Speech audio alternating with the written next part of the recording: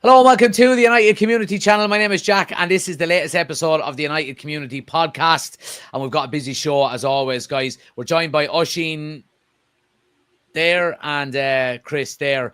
Welcome as always, boys. Ben and Desi are missing tonight. Desi might be in at some stage if he makes it home in time. But we've got a busy show, guys. We've got to talk about Mbuemo. We've got to talk about some updates in relation to the striker search. Obviously, the main one has been Nicholas Jackson. We'll give our opinions on that. Some recent reports about Ollie Watkins. We've got Garnacho reports to update you on. We've also got Emiliano Martinez and then outgoings with Antony and Jadon Sancho. Smash a like in the video, guys. Subscribe if you're new. The usual. How we doing, boys? All good? Doing good, you? As good as we can be. Paper from last week. Yep. Yep. Do you think Manchester United, do you think we would have had a here we go today for Brian Mbeumo? That's what we asked last week on the podcast, and we just wrote down our answers. 3, 2, 1. Can you see that? Yes, no. Yes. Wow.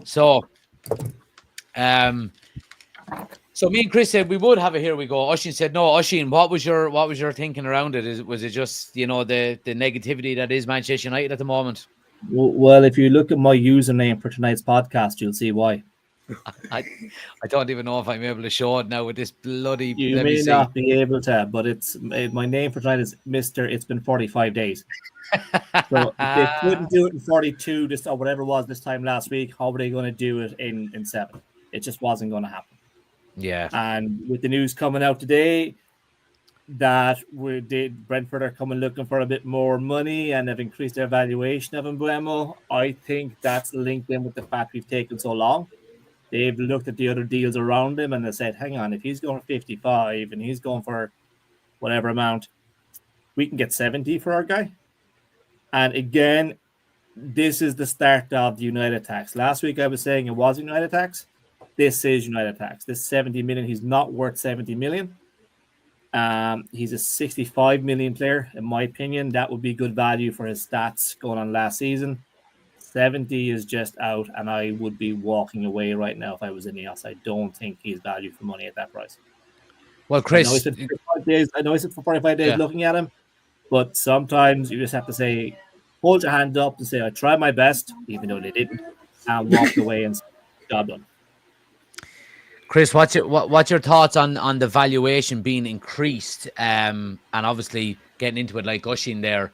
Is it time to walk away or has too much been invested in it so far? I mean, I think if they truly want 70, it's time to walk away.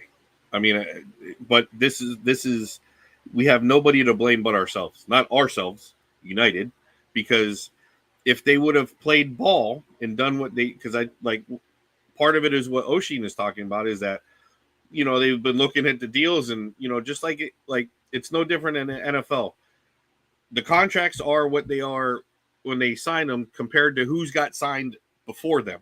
So if a lot of players get sold and transferred before Mbuemo, then they're going to, everything gets raised. And I think that the big part of this is I think Brentford's like, okay, if you're not going to play ball, then we're going to raise the price on you.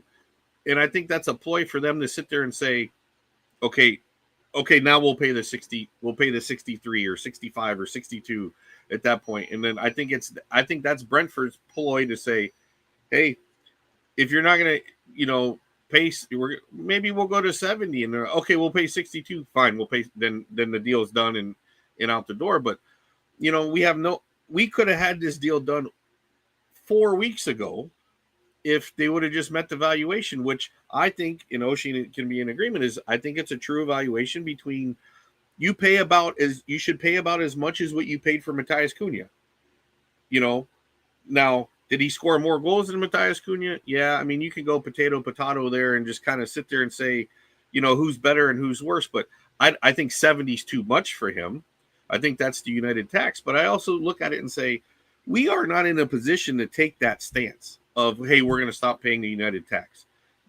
With this being said, like an evaluation of 70, we should have been out weeks ago and moved on to our secondary or third player. But at the same time, 62 wasn't a United tax.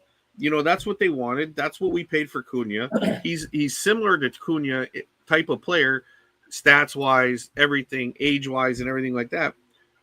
I mean, younger players are going for less than what they're asking for.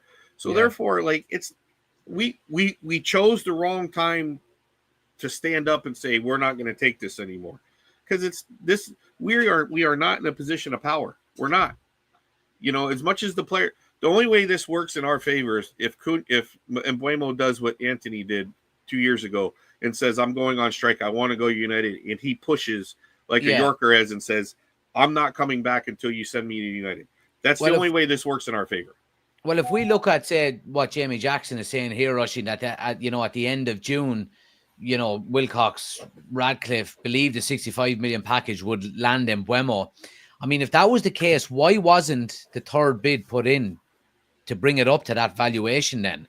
Or is it what we're looking at, maybe here, Jim Radcliffe is intent on not being pushed into paying more than, the club's valuation, holding their own that we mentioned before in the transfer market, and maybe how United are perceived? Or is it just a bit of naivety?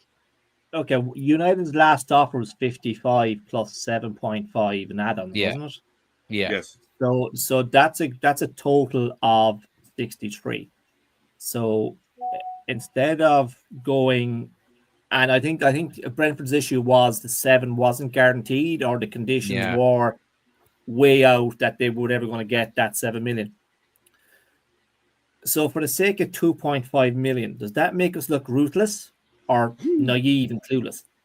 To me, it doesn't. It doesn't make us look ruthless. It makes us look cheap. And it looks like we were waiting for a new start of the financial year, waiting for the sales of Elanga, waiting for these other little drip feeds, none of which we're going to get in full. We're not going to get Elanga's 8 million in one payment. We're not going to get who moved from Benfica to Real there recently. We're not going to get his 4 or 5 or 6 million in one payment. So, I mean, we look naive, we look clueless, and it doesn't bode well for other teams now, because they know that we have to spend, we have to buy, because Ineos are under pressure from the fans, and I'd say internally they're under pressure from Amorim as well. He's walking the halls looking for Radcliffe, going, where the fuck are the players you promised me? You brought me in here to start this project. Where are my assets to do this? You want me to still work with Garnacho? I don't want him. He's coming in at 5 o'clock. You have a chat with him. I wanted this guy, this guy, this guy, this guy. You've got me this guy, and maybe this guy. It's been 45 days. When am I going to meet this guy? So I think it makes us look rather foolish. And I think, okay, they want to change their reputation, but going from being a walkover to looking like complete amateurs and novices is not the reputation change we need in season 1 of Amorim's time there. I got to be honest. I honestly think we are at least 2 years away from being able to take that stance, because we have to have a strong enough team that we can stand on our own and then make that stance. We do not have a strong enough team to make that stance right now. We can't go into the season with the team that we have right now and sit there and go, hey, look at us, we're going to be just fine, because we're not. We don't have what we need. Even if you say 1 year from now, let's say we had an Mbuemo, we had a Cunha, we got a striker, and we got the pieces, and we finished much higher, like say top 10, then maybe you can start to take that stance. But right now, we're in a position of weakness, and they were like, oh no, we're going to be big bad wolf. Well, no, you look like a puppy right now. I mean, that's what they look like. They look awful, because at no point did they ever meet the valuation for Brentford. They wanted 62. We're giving them 55 guaranteed. They wanted 62 guaranteed, just like Cunha. That was always the case from what I read from the beginning. They wanted the same amount of money as Cunha. So why wouldn't you go out there and say, okay, we're going to give you 62 on these payment terms, and then maybe you do some stupid add-ons or something like that to get to 65. Like, you knew what they wanted, and you refused to do it. And let's be honest, we started off with a bid of 45 plus 10. Like, come on. Like, And the I mean, if I was Brentford, I'd sit there and be like, Haribo. yeah, if I was Brentford, I'm like, we're just going to put that in a spam folder and we're not even going to answer that email. Like, like, no way. Like, oh, and then I'd wait for the phone call. Did you guys get my email for the offer from Mbeumo? No, we must have lost it. I don't know what happened. Like, you want to tell me on the phone? Yeah, exactly. But I'm like, oh, our fax machine wasn't plugged in, so I don't know what happened. But well, come on. what? I mean, it's borderline ineptitude, honestly. Yeah. Well, look, Daryl says here, he says, look, I have no faith in Ineos Glazers in disguise. Now, look, I don't agree with the second part of that. I don't think they are Glazers in disguise. At least Jim Ratcliffe is putting money into the club. You know what I mean? And he's, looking to build a new stadium. And so, I mean, the Glazers done absolutely nothing, only take money out of the club. But in terms of having faith in Ineos, Oisín, I mean, what's your stance on that? Have you got any faith in him, or is it dwindling? Has it ever been there? I remember when we were watching the World Cup and you said what was one of the World Cup games that United were for sale and Ratcliffe was coming in, and I said at that point that because it's not a full sale, Ratcliffe is coming in to be body armor for the Glazers. He was coming in to take all the shit the Glazers were getting at that time, and I feel I've been proven right. I don't think. I mean, they got the window right last year. Just it started coming right. It wasn't right immediately. Those players didn't come in and transfer the team straight away. It took a while to bed in, and the team still ended up finishing 15th. I'm quickly losing faith. I don't know where we go from this. No matter what we do in this window, it's going to be seen as a failure. She spent 45 days chasing one player and never once came close to even entertaining what they would consider a straight sale. I think we have to. Oh, sorry, Oisín. I think we have to change these. I think you have to go completely in another direction. I think you have to go sign your Oli Watkins right now, and then you sign your Emiliano Martinez. At the full price, though. At the full price. Don't go in and lowball them. No. Well, I mean, I think we have a good working relationship with Villa at this point. It's come to. I would think so, because with Rashford and now everything that I've read is that I think we have to go completely in a different direction. Say, okay, now we're going to get our number 9. Maybe then we'll get our goalkeeper, and then maybe we'll get a midfielder so we can push Bruno into the 10 and we can play another number 6. Maybe we get to Douglas Luiz. Are we going to go to Villa, cap and ham with 100 million and say we want your goalkeeper in your number 9? I don't know. I mean, well, this is where I mean, I'll be honest with you. I don't know, and that's where I'm kind of like, I think we have to go a completely another direction, because my ultimate thing was, if you don't want to pay that for Mbuemo, okay, fine. But our only tactic was, hey, go talk to whoever you're going to sign instead of Mbuemo that plays the same position. Go make a bid for them. Start to talk to them and say, okay, you guys don't want to play ball? We'll go talk to, pick somebody, Semenyo, or, somebody else. I've seen some of the names we've been linked with instead of Mbuemo, and but not now, Oisín. I meant earlier in the 6 weeks that we've been doing this. They should have done this 3 weeks ago, 4 weeks ago, and said, oh, you don't want to meet evaluation. 70 is the number, 63 is the number.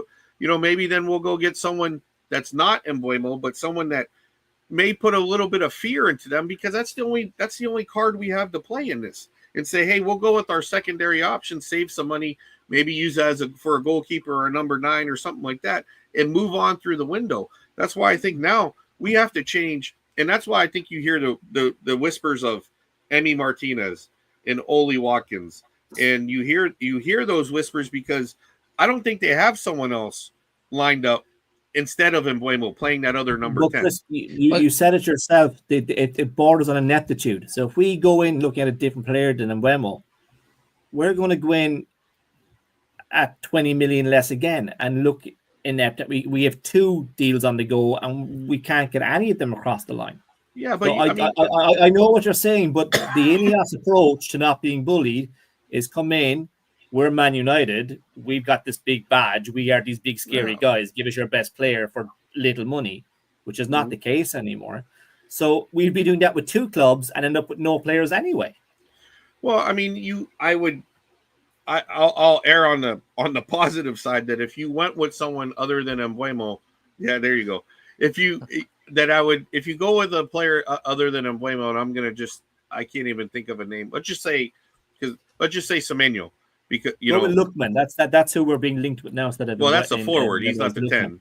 I'm just saying another number 10, not another forward. Well, let's say we go with another number 10, or even like Eze before, like if he was before he's, if he's going to Arsenal, whatever. If you went to Crystal Palace and went after him and said, okay, well, maybe we can get him for 55 plus this or something like that, because that's what he's going to Arsenal for. Then all of a sudden Brentford's like, oh, well, they're going to take Eze for 55. Do we really want? And maybe Brentford says, okay, take him and we'll keep Mbuemo. But at least you did kind of a like for like at that point, and you said, okay, and then we could save face and say they wanted an evaluation of this, and we couldn't get that, so we went to the left instead of to the right. So at least that would have made them look better, not great, but better in that. But the problem is like you said, they want to sit there and say we got the big bad patch on our chest, and this is who we are. Well, guess what? We're not them. We're not Alex Ferguson. We're not David Gill. We're not, the Man United of the late 90s, early 2000s. We're not them. So the moment you get that out of your mind and you start playing ball like everybody else, then you have to be strategic in what you do. You have to be able to go out there and say, and to be honest with you, I want to meet the person that said, put that 45 plus 10 out there so I can smack him across the face and say you're an idiot. Because it's like, the most concerning thing here, Chris, is Barada has come out and said we've been planning this window for a long time. I would hate to see them if they were fucking winging it. If this is their plan, how bad would they be off the hip? But that's the thing that bothers me. I think they do have a plan, but I don't think they envisaged it being so difficult. If that makes sense. But they made it difficult on their own. Did they just expect all our top earners to just say, actually, guys, you're right. We'll just go off here. Don't worry about 300,000. And did they expect all these clubs to go, oh, it's Man United. Let's just give them our players. Were they that, as Chris said, inept that they were going in with that model? I have to be honest. I didn't think of. I know we're going to get off topic for a second, but I didn't think. I knew it would be hard to sell Rashford. I knew that, but I didn't think we would be so far down the hole with Garnacho that we're hardly getting any information on him. Whether who's bidding for him. I have two things to say about that. Right. Mm-hmm. First and foremost, I think. And correct me if I'm wrong now, but it seems to me that the leaks have stopped. Yes. Okay. Which is, I think, is fair enough to say. All right. There's always going to be press speculation anyway. There's always be agents leaking stuff. Oh, just to get more money for the player. So I agree. That's bad as well. Yeah, but the leaks we were getting out of the dressing room and out of the club in general from staff that work there seems to have stopped, which is a good thing. Is there a case then where I'm after forgetting what my second point was, but I'll finish my first one, where it's maybe a little bit calm on the surface, but they are working hard behind the scenes, or am I just now? And again, let's take the Mbuemo thing out of the equation, for example. And we spoke last week about can we be working on two, deals at the same time? Is there a case where there is work being done there, and that we might get a bum in next week or the week after? Who knows? Or I'll come back to my point there, Jack. That if a club wants more players, they'll start drip feeding in. They want more money for a player. They'll give the agent to go ahead and say, we're talking tonight about this guy. They're offering X amount. We want this. You can use that to get more money, or you can use that to get more wages. So there will always be those kind of tactics going on. So I think if United were in for other players, we'd know about it. And if players were in for United players trying to drive the price down, we'd also know about it, which is what Juventus are doing with Sancho to drive the price down. Yeah, I remember. I take a point. And most of the leaks will probably start happening now after 5 p.m. We'll see a lot more leaks late in the day. But I think that was a joke, guys. That was funny. Come on. With the crowd running at the 5 o'clock train. And that was good. That was all right. Okay, fair enough. But I wish I had a tumbleweed emoji that I could just put across the screen. But anyway, my point still stands. You would still get drips out of clubs if they were trying to sell or trying to buy a player just to get the price up or price down. But and my second point there was, I'm after remembering, Chris, where you were mentioning there about not hearing anything about Garnacho. if I was a club that was interested in him, and any of them 4 players that were told to stay away, Garnacho, Rashford, Antony, and Sancho, if I was a club that and United made it so public that they wanted these players out and that they were happy to not have them anymore, I would wait until the final hours of transfer deadline day to put in the bid, because United will be desperate. Yes, I understand that too, but here's the thing, and I understand desperation about that, but at the same time, as much as we've all heard about Garnacho even before this season and how we evaluate him, and in January about 50 plus and this that from Napoli and this and that, and he's such a good player, he needs a little growing up, and we held him in such high regard that, Jack, even if you truly believe in the player, you're going to go get him. You're going to sit there and say, you know what, I want Garnacho onto my squad because I think I can make him in. He's 20 years old, 21 years old. He hasn't even hit his prime yet. I can make him into what he wants to be, because it's different with Sancho and it's different with Rashford because they're this way. And he's not on big wages, and everything like that. So this should be a slam dunk sale, to be honest with you. You should have people lining up, But why aren't they then, Chris? Like that surely that can't be United's fault. Well, attitude. It's the player. It's 100% has to be. I'd have to say it's probably attitude of Garnacho, and I mean, I would say United's probably at fault for it because they didn't keep their shit in-house enough or quiet enough in-house that we made it too well known that we didn't want him anymore and this, that, and the other. So we have to be culpable for that a bit. But at the same time, maybe we just overvalued him from the get-go. Maybe people weren't in for him as much as we thought. Maybe Ineos sat there and said, oh, crap. We thought we were going to easily get, 45, 50 million for this kid. And it's crickets right now. Like, nobody is, okay, Chelsea, but they're buying everybody. I mean, let's just, they're throwing shit against the wall and seeing what sticks. You know what I mean? I mean, that's just and that's fine. But I mean, what are they going to buy him at this point? They spent so much money on João Pedro and Liam Delap and Esteval that came from, and everything, and all those guys. What are they going to pay? 30? And then this guy that we had such high regard, they're not going to spend big money on him, So what do you think about this then? Now, and again, look, we'll get on to Jackson in a moment, but a potential swap deal, and look, I'm always very pinch of salt kind of when it comes to swap deals because they very rarely happen. But we can't do a swap deal. It hurts us because of PSR, because we get nothing. Garnacho is 0 on our books. Yeah, so exactly. We get nothing. So that's why. If you want to talk a swap deal, swap Sancho because he's on our books. He's got a value. Garnacho has no value. So a swap. Anytime they say swap deals with Garnacho or like Kobe Manu or something, it's bullshit. Because we would have to. But then what about Aston Villa then? Do you think there is genuine interest there? Because we're hearing Aston Villa an awful lot over the past couple of days. We're hearing Chelsea and Tottenham have been monitoring him as well. Villa are understood to have registered their interest. He was valued at 70 million, but it's unlikely clubs will be prepared to offer that. How much realistically do you think we would get for him? 40 max, 45, 40 max.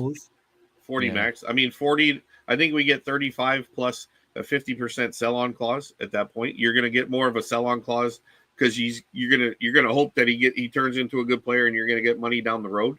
But if we're basing it, seems like all of the deals Manchester United are doing are being based around the João Pedro and Elanga valuation. If Elanga is valued at 55 million and he's had a good season, he's obviously a bit older than Garnacho. I mean, could you look for a bit more? You could, but you got to put attitude in there. Elanga has it work. Yeah, he's got to take the player on board then as well, and his brother and his. Elanga's going to run until his legs fall off. He's just going to run and run and run. And I mean, the João Pedro thing, like, I'll be honest, that came out of nowhere. I was surprised by when I saw that transfer, and I like him as a player. I mean, I watched him in the Club World Cup, and he basically said, "Hey, Liam Delap, go sit over there." We don't care. You were bought first, but go sit over there. Yeah. You're not going to see the field for a while. And Liam Delap did him to himself because of his hot head, and he got 2 yellow cards and couldn't play in the game. And Pedro came in and scored 2 goals. Like, hey, way to go, Liam. Have a good one. But at the same time, you sit there and you go, Garnacho's attitude's poor, but I think that's why. I think Unai Emery he's known for trying to get to rehabilitate players and get the best out of them. So I think that's why you'll see that. And from what I read, and I forget the source, I had it at home, but I'm not at home right now. But it's like they could give us a better deal on Emi Martinez if we loan out Garnacho to them with an obligation, like a real obligation, not one of these BS ones. Where we end up. Are Aston Villa not in trouble with UEFA? Were they not hit with a fine recently? They can't register players for Europe and that kind of stuff. Why would they be spending? That's why they're going out on loan, though. He would go out. We're gonna give them money that they need for Emi Martinez, but then they're only gonna be loaning him, and they'll cover all of his wages because he's only like $50,000 a week. Well, there it says it there again. Now, I think this is an Argentinian outlet. It says Manchester United are close to signing Martinez, and Garnacho is getting closer to leaving and joining Villa on loan. Martinez has agreed to join United. No concrete offers yet for Garnacho, but Villa is becoming more possible. Let's move a little bit towards the Emi Martinez rumors then a little bit. Oisín, look, obviously we spoke about him a couple of weeks ago, and this was before Onana got injured, and I think we all came to the agreement that he's not really an upgrade on Onana. I think he made more mistakes leading to errors in the Premier League last season than Onana did. But yet now, given the circumstances, we find ourselves supposedly being very close to agreeing a deal. Look, I give my opinion on it. I think he's got the mentality and the shoulders to carry, the weight of being Manchester United's number one. But ultimately, is he good enough? The other thing is Onana's missing for the first 2 games.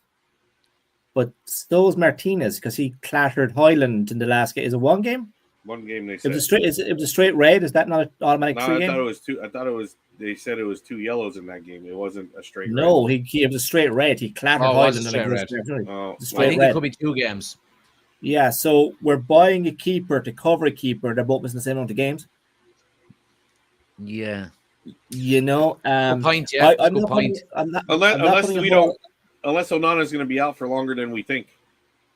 I think if maybe. we're signing Martinez to put pressure on Onana to go, so there's no way Onana comes in to sit in that bench. Well, let me ask you: does the AFCON come into consideration because that's on in the new year as well, isn't it? Yeah. No, because the World Cup is on, so there's no AFCON next year. Was there no AFCON this year? No, there's AFCON this year. Yes, there is. In a World Cup year.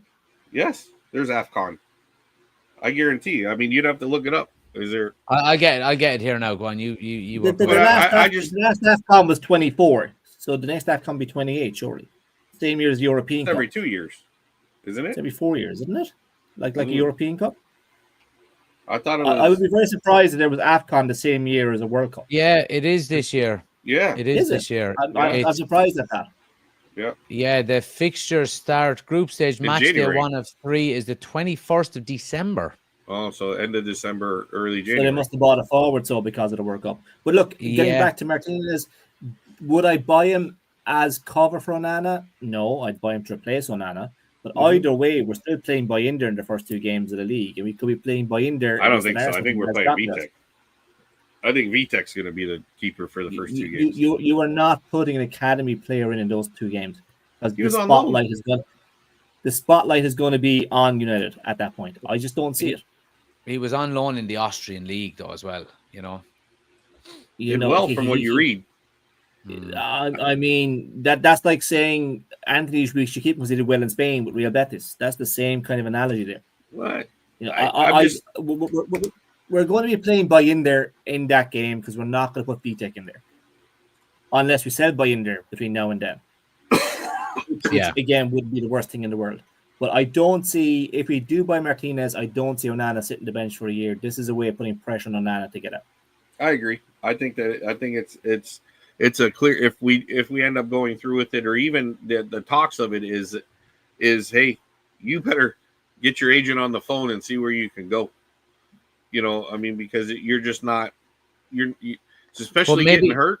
maybe it's It United learning reminds from me. the It mistakes. reminds me of then Van from- der Sar and Tim Howard that year. When Howard came in, they bought Van der Sar for competition, but Howard was gone the next season.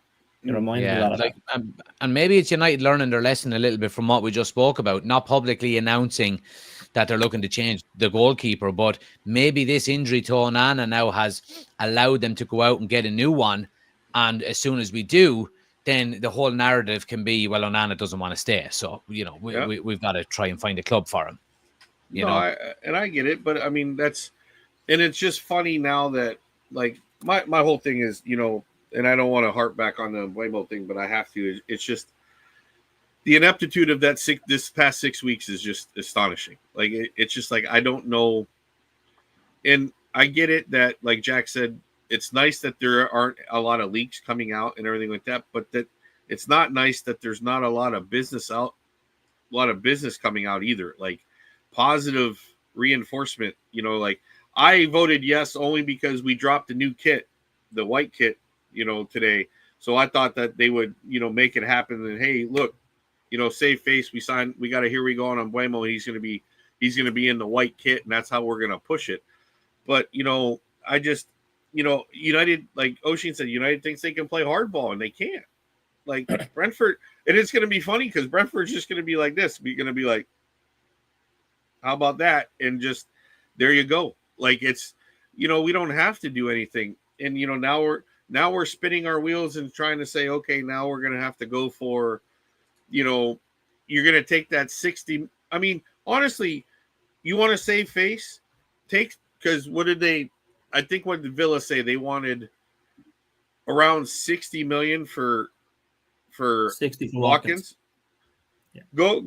Why not go to Villa right now and say, hey, we have the money to do this transfer.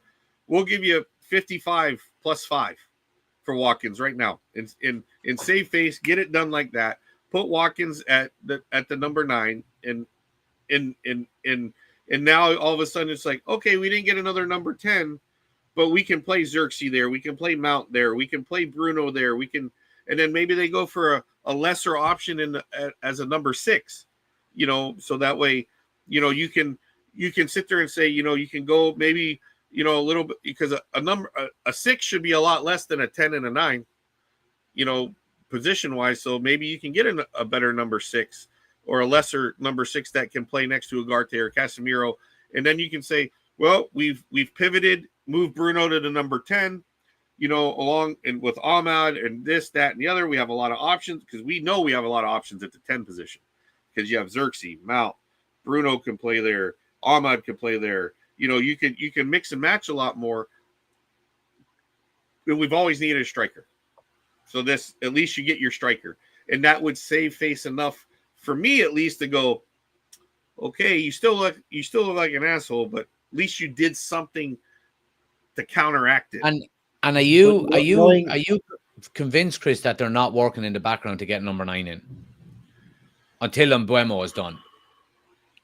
I think you said this a while ago, Jack, or a couple of podcasts ago, that I think they wanted to get Mbuemo done, and then they made like you said, they made contact with Watkins Campbell done, and then we're going to come for you and everything like that. And I think that's what their plan was, but they've been so bad at the Mbuemo thing, and Brentford's been so hard to deal with that, this is drug on. So I think they just need to reset.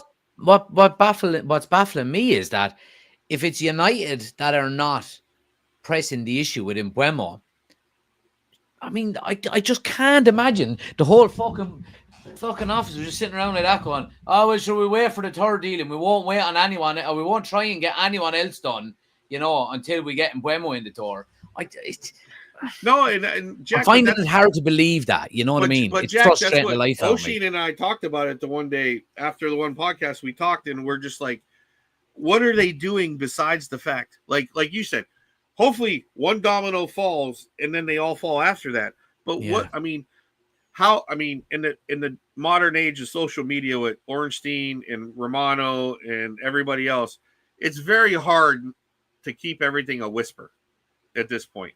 Like we heard that we touched base with Watkins camp, and that's all we heard about it. But we've not heard of, hey, United called Bournemouth and kind of talked about Semenyo, or United called, I can't even think of called Crystal Palace and talked about Eze or Mateta, or, because that's the other one. It's like, you want another number 9? Yeah, maybe we have called Crystal Palace and they're good enough to say, hey, we'll keep it quiet for you guys. But, for me, it's hard to believe. Yeah, and the longer it drags on, sorry, Oisin, go on. I said I believe Crystal Palace would keep it quiet, but Mateta's agent won't. And Mateta's agent has to be told of any contact there, so he can go to Crystal Palace. Well, United wanted him. If you don't give us extra money, I'm going out to the papers with it. In fact, I might just go to the papers anyway, just to get a new contract and a couple of zeros on his contract. And the other thing you got to think about here is that the longer these deals drag on, the less likely a club is to sell their player, because they've got less time to replace him within the transfer window. I think there's 47 days left in the transfer window. Are we currently in Sweden right now? I don't think we left yet. No, I don't think we've got. I think maybe tomorrow or Friday, maybe. Okay, so we're off to Sweden this weekend, and then we're going straight from Sweden to the States. So that means whatever player we buy now is flying to meet the squad or wait until they come back, which is not the best way to start any kind of season. And either way, you would prefer to have had them in now. We've had 45 days to do it with anybody, not just in Mbuemo. I just find it hard if they were why wait 45 days to then just kind of go, well, we actually had this all along. Why not try and get the deals done early, which is what we were promised they were going to do, which is why we didn't sign anyone in January. We were going to all the stuff done early this window. And I will concede and I will give you Diego Leon. I will concede either that deal was done in January. I will concede and say they've signed 2 players. One, they've signed 3 actually. They've signed 2 for the future, which I'm all for. We need to look at the future for United. But we have no one for right now, Bart Cunha. And we're going into the season with the majority of the squad. I'm sure.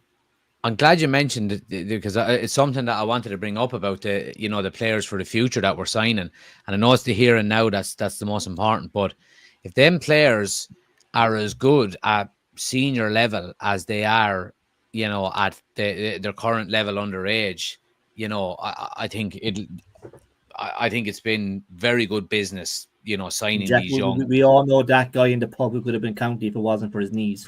These guys are 16. They could find drinking girls next week and forget all about football.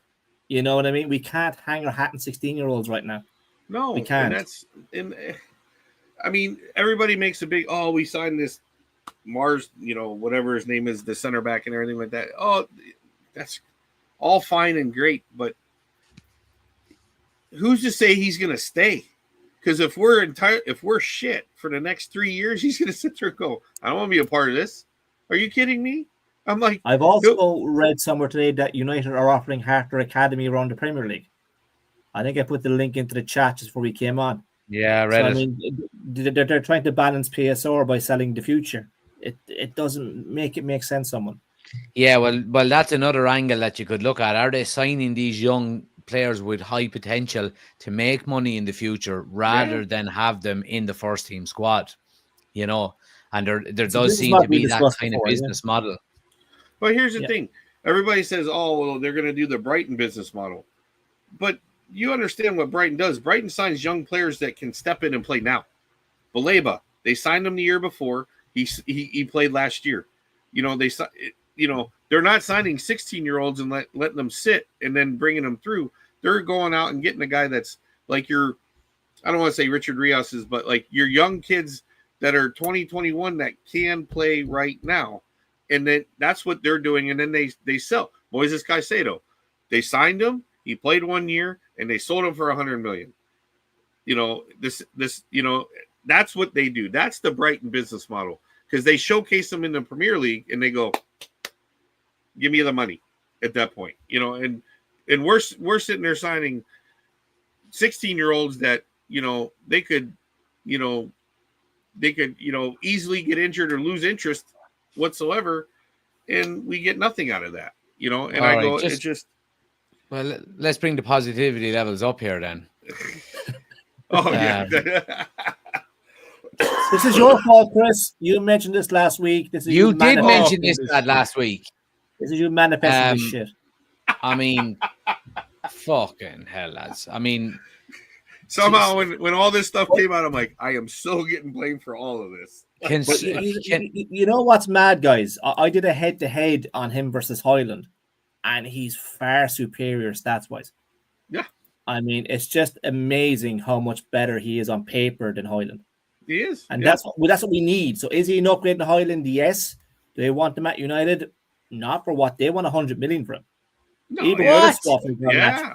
That's what he's rated at. He's rated 100 million. I mean, if you told me you're going to buy him for like 30, the lap kind of money, I'd say, okay, bring him in. But you can't pay you can't pay 50, 60 million for this kid. Like, he's not clinical enough. Does he score goals better than Højlund? Yes, I will concede that. But he is far from clinical in front of the net. Like, this is why Chelsea went out and bought 2 other strikers. So guys, I just give you some of his stats from last year, right?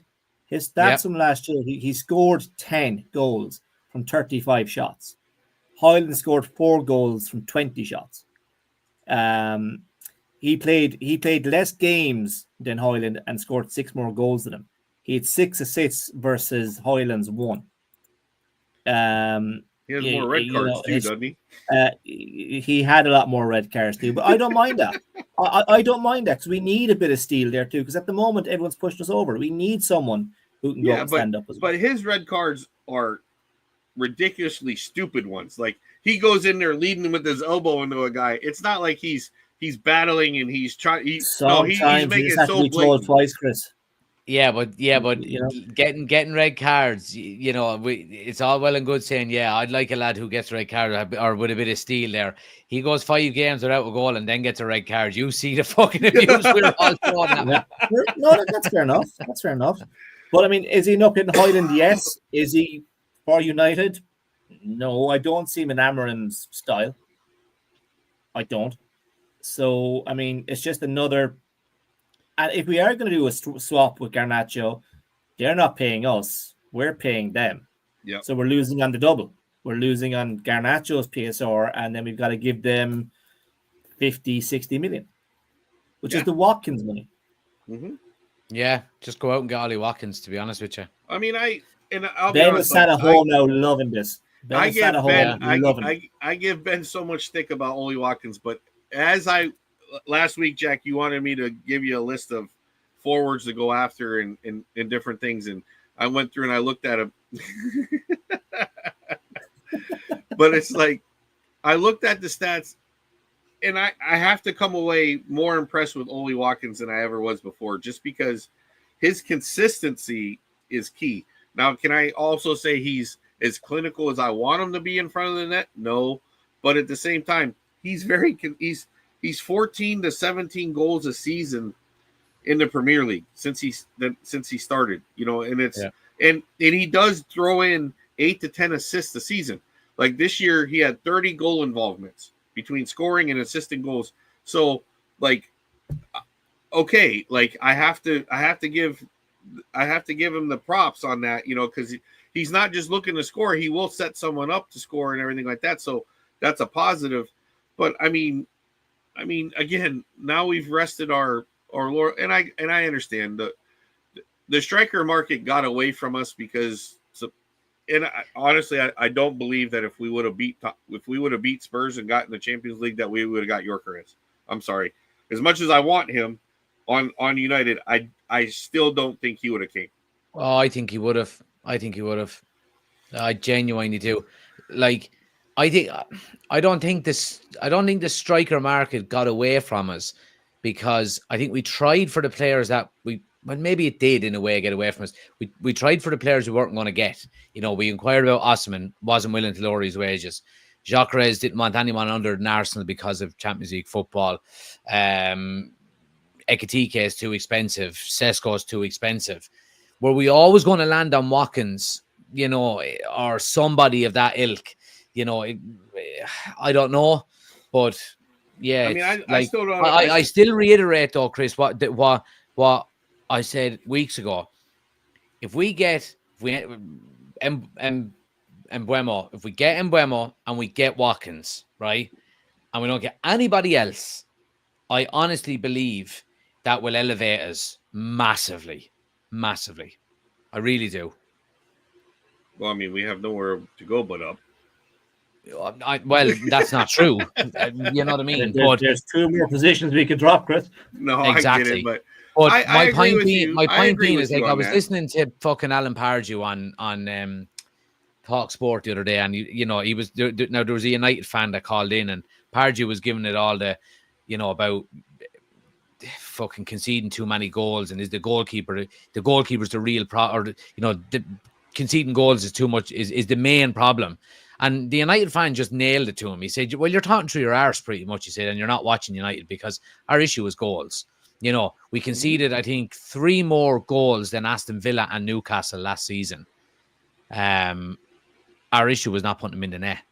Yeah. And I think if you can get Watkins, Mbuemo, and Cunha, that's nearly 60 goals in the Premier League last season between the 3 of them. If they get them kind of numbers again for Manchester United next year, and we have a similar defensive record, we're up there for European spots.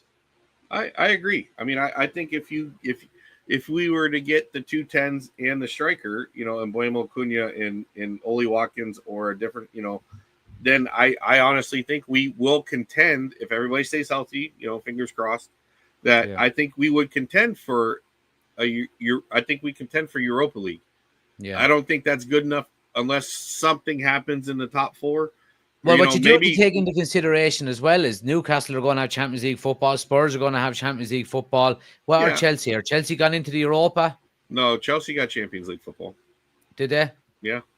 Yeah. Well, there you go. Second, third. And we've got a game a week. So if we can put these players in place, you know what I mean? I genuinely. Anyway, look, I digress. No, I mean, we could have I'll be honest. I was talking to a friend. We could if we got those players in, I would say this: we could have what Villa had last season as our season this year, where they came out of nowhere and they came all of a sudden and they made Champions League football because they were playing 1 game a week. They had the players fresh. They didn't have to worry about rotation and everything like that. So they had the continuity. And then the problem with Villa is they just don't have the funds or the ability to maintain. And I told my buddy that's a Villa fan, when you get into Champions League football, it's an entirely different world. You gotta have a Chelsea squad with a 5-decker bus of players, because you gotta be able to play those guys, not only in Champions League, but in Premier League, in conference, and you gotta have the players to be able to play. And I go, that's the difference. Where if you look at what happened to Villa this year, they got into Champions League, and they had to play all those games, and I think their team suffered down the stretch, and that's why they weren't able to qualify again. Yeah, well, Oisin, talk to me about this. Antony has received inquiries from Betis, Leipzig, Leverkusen, Brighton, and Newcastle. United want £50 million for him. Well, that's Betis out straight away. Yeah, absolutely. Newcastle. So you're hanging your hat on him going to Leverkusen to join back up with Ten Hag. Come on, Eric. I don't see Brighton, Newcastle, or Betis paying that money. So he's off to Germany. I mean, that's what that headline says to me. I know Betis want to give, they want to take him on loan again, pay all his wages, and have a obligation to buy for 35 million, which isn't so bad either. No, it's not. Is he worth 50? Not a hope. If we get someone offering us 45, bite the hand off him, send him straight there, and don't even worry about the medical. You can have him. He's yours. Don't worry about it. We'll send the papers over to you. You sign them, send them back. Job done. Yeah. Chris, do you think it falls into the category of deals that might get done later in the window as well? Or I suppose if this report is to be believed, the fact that you got 1, 2, 3, 4, 5 teams supposedly interested in him, you would expect maybe it to get done a little bit sooner.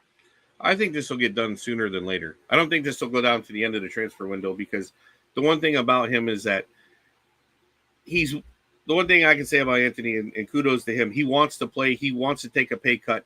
He'll do what he needs to do to further his career, because whether we think his career is going to be good, bad, or indifferent, he wants to further his career. Unlike some of the other guys that we have, that they're ready to willing to, hit the greed button and say, hey, just pay me my money and I'll sit back here and do nothing. But Antony's willing to take the percentages off to be able to go play in Spain or in Germany or anything like that at that point. Yeah, absolutely. So I right. mean, but at that point, I think that's why it will get done sooner than later, is because he's willing to play ball and be able to and do what he needs to do to go somewhere. Because ultimately, I think he wants to play and everything like that. And the one thing I can say about Antony is he just wasn't good enough. He gave all the effort. Yeah. He just wasn't good enough. Maybe not yet, or just he came too early or something like that. But you know what it was? I think what it was more than anything else was the fact that he had too many celebrations. He celebrated like 4 times for one. Was it the first goal he scored? Who was against Everton? I think. No, it was Arsenal. Oh, it was Arsenal. Sorry, Yeah. He scored against Everton the week later, and he had like 4 different celebrations in the one. Go anyway. Forget about him. From Antony. Price tag, to be honest with you, 100 million Yeah, is a lot. Yeah, if it's celebrations, Jack, I'll vouch for it. Yeah, I'm just trying to keep that price up, lads. That's all. Now on to everybody's favorite person, Mr. Sancho. Reports today have come out suggested that his agent is in Turin on a deal for 15 million euros with Juventus, having pledged a severance payment from United. I don't know whether that means he turned it down, the severance payment, to make a move, or he wants the severance payment. No, I think from what I read is that it was supposed to be like around 20 million, and they moved it to 15, and then the 5 million is going to go to him for severance at that point. From United. Yeah. From United. They're going to get paid 20, but then he's going to get a severance package to leave at this point. That is wrong on so many levels. It is wrong on so many levels, but get him out. Just get him out. But Chris, I did some maths here, right? So it was it's 20 million is the offer, right? Yeah. His salary is 15 million a year. So if he's getting 5 million, that's a third, right? 5 million to go, that's a third of his salary. He's got 1 year left on his contract. Okay. Rashford has 2 years left of his contract, and if we were to give him a third to buy him out, like Rashford's doing, it's 11 million. We'd have to give him a severance pay, And I think Rashford has been following Sancho and going, "You did that, and I did that, and it worked out well for 2 of us, didn't it? So I'm going to do the same to get out of here too, and want an 11 million payout if he's going for the same amount of money." And Garnacho would be 2 million if we're going to pay him out, just because of what he's on and how long's left in his contract. Does this happen with any other club, lads? No. These payouts? Not that I'm aware of, no. I haven't heard of it. Now, maybe it's because Maguire we don't... wanted it a couple of years ago, too, didn't he? When Maguire was going to West Ham, he wanted United to buy out the rest of his contract. That was the reason why he didn't leave. I have never heard of any other club paying a player to leave their club outside of cancelling their contract. Never. But I think this is honestly what happens when you buy bad players. Like this is, you buy bad players and you give them too much money. Because I will go back and I will say the same thing. When we bought him, I went back and I looked at his stats, and I think this is before Jackie had the channel and everything like that. And I was talking to my friends, and it's just like he scored like 15 goals and had like 18 assists or something like that with Dortmund. But all 18 of his assists went to Holland. Yeah. Like anybody could pass to that guy and he was going to score in Germany. So like his stats were so inflated that it was ridiculous. And it was just like, I'm like, I just can't. And I'm just like, he had zero pace. We tried to make him fit. Like, I think I was on the channel and I said, hey, I think they're going to try to make him a number 10 because he can't beat anybody down the wing. And we tried him at a number 10 and he was still not good enough. I'll give Eric Ten Hag that, where he tried to do different things to make this player fit, and he just can't fit. But I'm astonished by the fact that, like, with everything that these guys say, like, I want a severance package, I want this to leave and everything like that, I heard no recourse about, oh, well, Sancho showed up late to training. Did we fine him for that? Did we keep wages back from that? Like, I got to be honest, like, and maybe it's different in the UK, but in the professional sports here, you show up to training late, you know, they can take your game check if they want to. Yeah, so I don't know how. There's that. I I like think all the players have a fine system themselves. I don't think Yeah. the club actually find them. Yeah, it Players goes have a fine into. system themselves. I think it ends up going to charity or something like that. You know what I mean? Or it goes towards maybe a due or a night out at the end of the year and stuff like that for lower teams. Yeah, but you don't. But that player doesn't get paid. No. So, and that's the thing. It's like, I mean, because I would have sat here and said, okay, Sancho doesn't want to leave. I would have sat here and we were going to pay his wages regardless. So I would have kept him on, not give him a jersey number, made him show up at Carrington at 6 a.m. because you know he's not going to show up on time. So when he doesn't show up on time, you fine him. You put him through fitness tests, which you know he's not going to be able to do. And when you don't hit those goals, you fine him. You make his life so miserable that because he's made our lives miserable. So guess what I'm going to do to you? I'm going to make you show up here and you're going to change in the bathroom. You don't even get to go in the locker room. You're going to go change in the bathroom. You're going to go here and you don't even get to shower. Just go home. You know, I mean, I would have treated him like the worst because you know what? You want to do this to us? I'm going to do this to you. You know what? And I just can't, like, at this point, it's like you want to talk about, you want to wear the big badge and be ruthless? Then let's be ruthless. Yeah, absolutely. Speaking of the big badge, before we finish up, what do you think of the new away jersey that got released today? Oisin is shaking his head. Go on. What do you think? Look, I'm going to echo Chris from last year. It's a training top. It's not an away jersey. It's one of the worst away jerseys we've had in a very long time. I just don't see it. It's just not grabbing me. Look at the white one the last 2 years we had. This is basically that with instead of red, it's purple. But they were the third kits. Yeah, they were the third kit. It seems over the last few years that our away jerseys have been terrible, and our third kits have been. The third kit this year is fucking deadly. Oh, the black and the blue and the yellow. Even the green kit we had, the green stripy kit we had, is better than this. The highlighter green kit we had. I love that one. I love the highlighter. The blue away kit last year was a beautiful jersey. And yes, I like the blue one. He says he loves it, but it's a shame he won't be getting it because fuck Ineos. Yeah, I have to agree. That's the only way we're going to get the club back. I don't see why all of a sudden purple's in our wheelhouse. I don't mind it. To me, it looks like a Madrid kit. Jersey. It looks like a goalkeeper jersey. Looks like a Madrid kit to me. Like what was your man from Mexico? Campus, wasn't it? It looks like a campus design.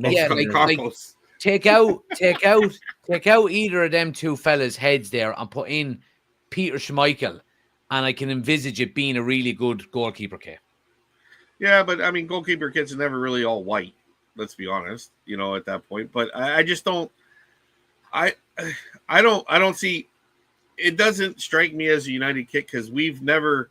And maybe I'm wrong. I don't ever remember in the years that I follow United ever having purple. Any kind of purple. Red, it's always been a red, black, maybe blue. Did we have yellow in there a little bit? Yellow and green. I mean, that's I would have loved that. That's Gary Walsh for me right there. I mean, that's a white goalkeeper kit. Yeah, but it's the whitest goalkeeper kit I could find. You just made that, didn't you? No. You don't remember that jersey? That mid-90s. Oh, and wait now. Uh-oh. You're going to know this one. A certain French goalkeeper wore it. Fabian. Oh, that's grey, though, is it? Is that grey? That's grey. Yeah. That's grey, yeah. I'll give you that one. All right. But, I mean, I just don't think we should. Why are we incorporating purple? That's my biggest thing. If that I would be better if that jersey was white with the bluish, like the dark blue tinge or the dark blue from the blue jersey last year. I'd be more apt to say, okay, it's still plain for me, but it's at least it kind of follows the United path at that point. But purple, no, not. Like it looks like a Fiorentina training top. That's class. Oh, I can't wait for that one. Is that this year's third jersey? That's gorgeous. Yeah. I'm definitely that's going in the closet. Yeah. Yeah. Unreal. Right, fellas. We'll leave it on that positive because I think it's been the only one we've spoken about in the last 50. Well, we're actually on an hour spot on here now. So yeah, look, I appreciate you coming on as always, guys. We'll have. So do we we'll do be Wednesdays back. from now on then?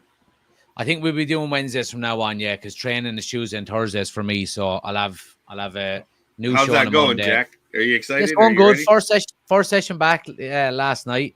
It was good. It was supposed to be just a nice hour-long get-together. It was about an hour and 40 minutes in the end. So I put them through the paces. And How long before you put on the boot yourself?